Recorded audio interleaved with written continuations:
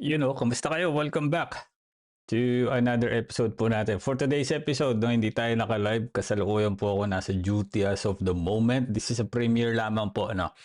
But, gaya na sinabi ko kagabi, ngayong araw natin, panonoorin itong bibigyan reaction itong isang episode sa Rafi Tulfo in action kagabi. Pakinggan natin ito tungkol ito sa isang OFW sa Riyadh, Saudi Arabia. At magugulat kayo sa kung anong sinabi ng Polo MW Riyadh sa worker na isinumbong naman sa Rafi Tulfo. Kabilang linya po natin via video call at humihingi po ng tulong. Apparently you can go from 0 to a complete site in just a single. Sana ay mapauwi na po ang kanyang kapatid na si Nazel Sionco na nasa Riyadh. Tapos na daw po ang kanyang kontrata noong pang December pero ayaw daw pong payagan ng amo hanggat wala daw pong kapalit. Okay. Ang magandang hapon po sa inyo, Sir Kevin. Magandang hapon po. Yes po, sir. Kamusta po kayo? Kamusta po ngayon si Ma'am Nazel Sionco, yung kapatid ninyo? Opo, nasa ano na po siya, sir? Nasa shelter po. Ng Riyadh po.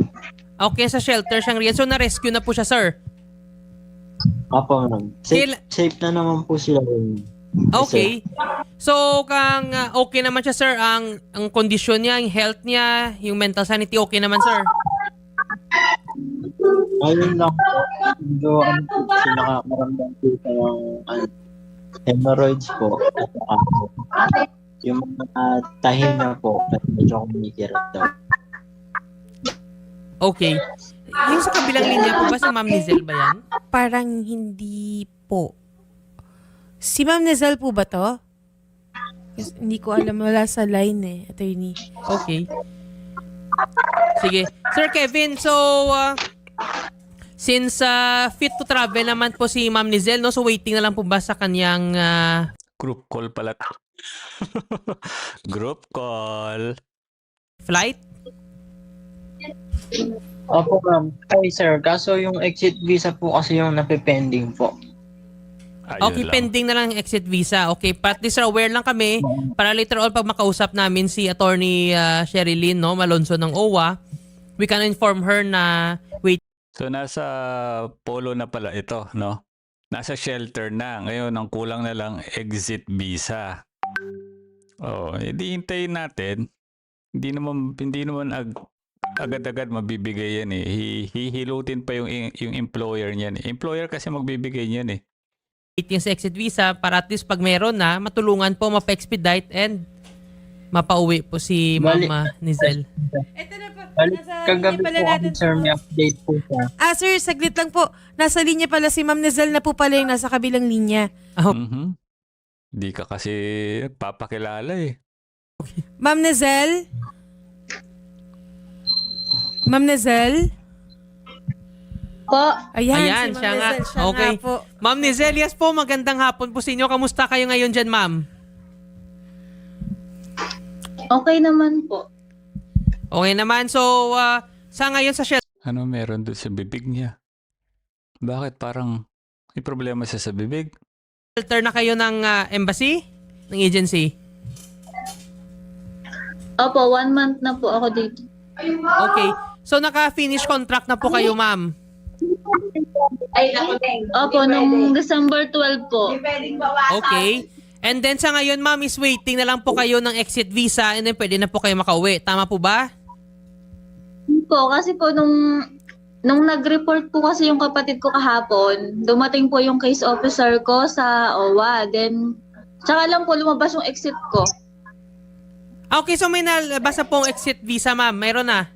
O yun naman pala eh. Ano pang dahilan? Bakit nandito ka sa Tulfo? Opo.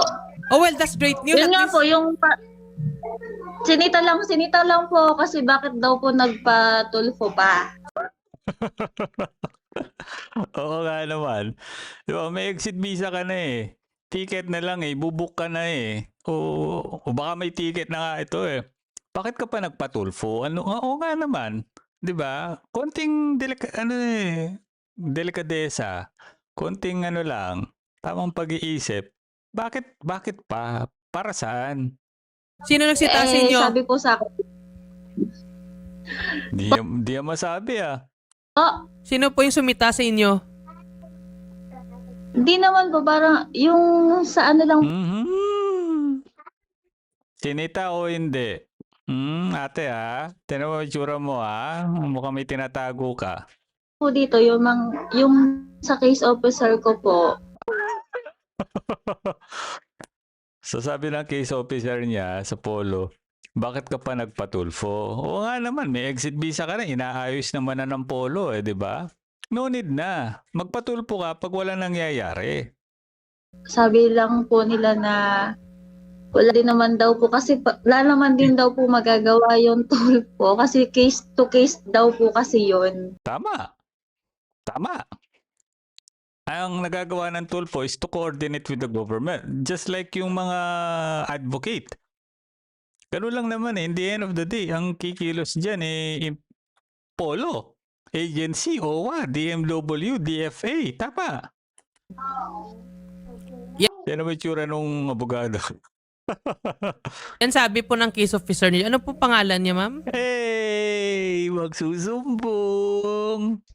Suspend na nga yung agency. Oo, nasuspend na po. Actually, yung inyong agency po, no, na Human Link International Manpower Agency, no, suspended na po yan. No, nasuspend hindi dahil sa tulpo siguro, dahil sa mga violations na nakita ng OWA, ng DMW. Uy, ayaw nila na mawala yung credit. Okay, so, Okay. yes po. So, yung nagtulong po nga na-coordinate po, kinordinate po natin to.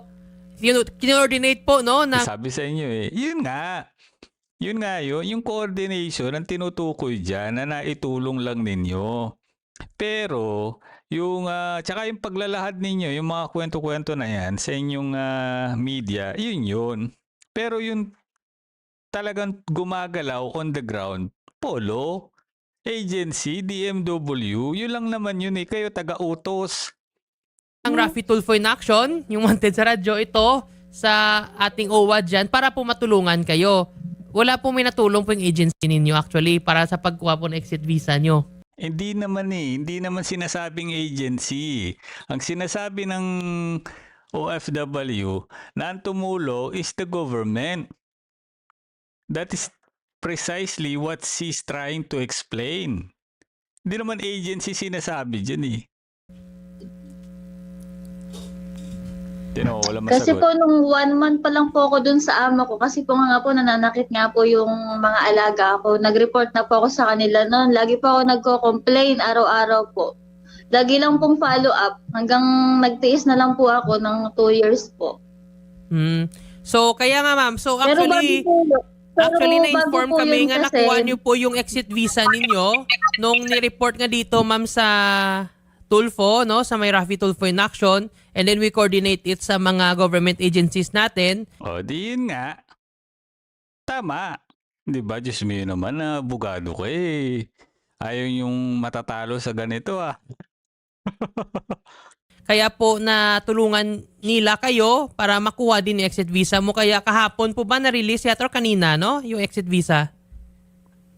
Kahapon po sir, Kahapon nung po. nakausap ko na po yung staff nga po. Tapos Okay. pinatawag po yung mga Sige. So ngayon ma'am, since okay naman po kayo in good condition, kausapin na po namin sa kabilang linya, no, si Attorney Sherilyn Malonzo ng OWA para po ma-coordinate na po ma'am yung pag-uwi niyo dito ma'am sa Pilipinas. Okay? Sige. Attorney Sherilyn, magandang hapon po sa inyo ma'am. Magandang hapon, Attorney Jetro. Yes po ma'am, and thank you ma'am, no, sa tulong talaga ng OWA Bilis Action. At ngayon ma'am, meron na pong Kita mo? Sabi sa iyo Yun ang sinasabi ng Polo na hindi naman talaga kayo nakakagawa ng pamamaraan diyan. Ang kikilos talaga diyan is OWA government. Kayo tagapagsalin lang ng storya, taga-abot lang. Let's be honest. 'Di ba? Kaya nagpapasalamat ka nga sa OWA every time na may natutulungan sila, 'di ba? exit visa si Ma'am Nizel. Yes po, may travel document na po siya at exit Tingnan natin kung magsusumbong siya ngayon.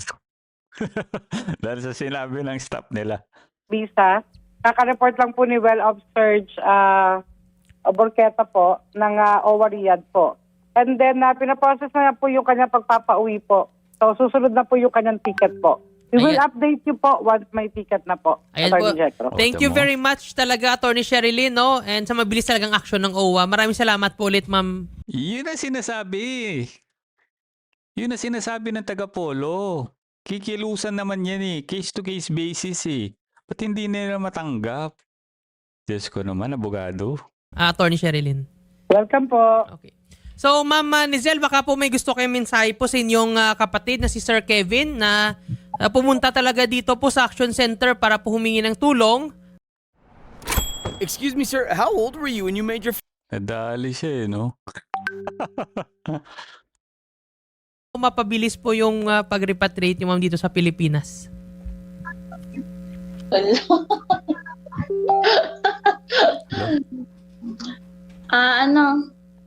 Salamat.